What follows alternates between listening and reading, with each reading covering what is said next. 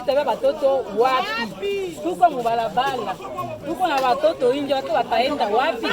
Na wao wanasema wanawabombolea juu. Atuiwa anauza mandoa hivi njoo alikiauza hapa. Ile mtu aonekane ajulikane. Na ni espace ya pata gani yenyewe wanasema 100 mètres carrés. 100 mètres carrés.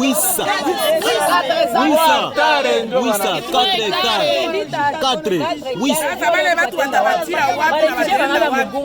Banakusana kwa kikashi tenda wapi? Tuongezeke tutenda wapi? Tutenda wapi? Tutaenda kupata ba M23. Kumbe ma M23 ingeingia hata kwa lakini amani. Kwa M23. Unafanya miaka ngapi hivi?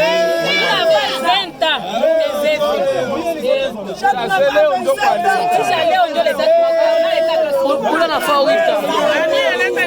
Kula na fawita. Déclaration du collectif des mouvements citoyens et groupes de pression du Nord Kivu relative à la spoliation de parcelles du domaine privé public de l'État Goma Nord Kivu. Après plusieurs alertes de dénonciation des cas de spoliation de l'espace public et privé de l'État à Goma, nous félicitons le président de la République qui a vite écouté la voix de la population en dépêchant une délégation pour s'imprégner de la véracité de nos alertes en province du Nord Kivu et dans la ville de Goma. Malgré que l'un des membres de la dite délégation venus de Kinshasa avait cautionné plusieurs dossiers de spoliation au Nord Kivu, nous encourageons le président de la République de rester réceptif aux alertes du peuple pour aboutir à un Congo nouveau.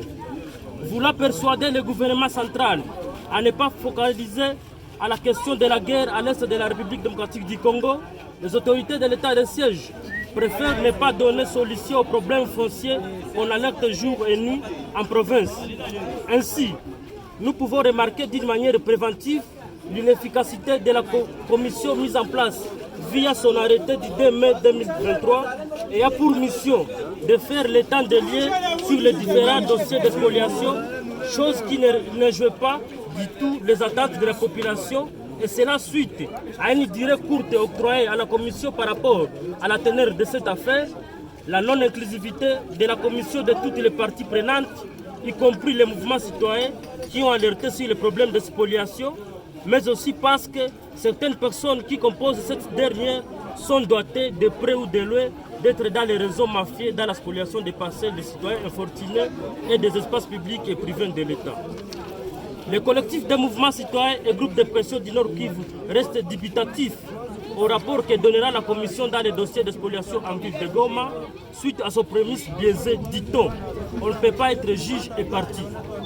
Et cela se prouve suite à l'omission volontaire de plusieurs cas de spoliation, à l'instar de l'affaire Sabago, foyer social, DSF, concession musulmane, bureau du PD, la parcelle de rond-point de banque, tribunal de commerce, les affaires cimetières, Itige, affaire Bifuko Kabumba, contre Azarias, Akituk et Kisuma dans le territoire de Massissi, continue d'être l'objet d'une recherche approfondie, car nous n'accepterions pas des individus s'accaparent le biais de nos compatriotes de l'État.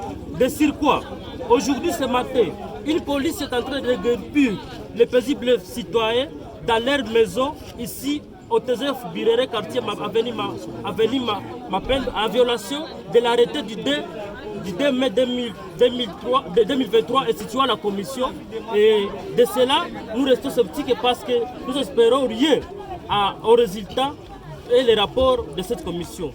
Nous demandons l'implication du chef de l'État dans les affaires foncières que les autorités en province traitent avec complaisance.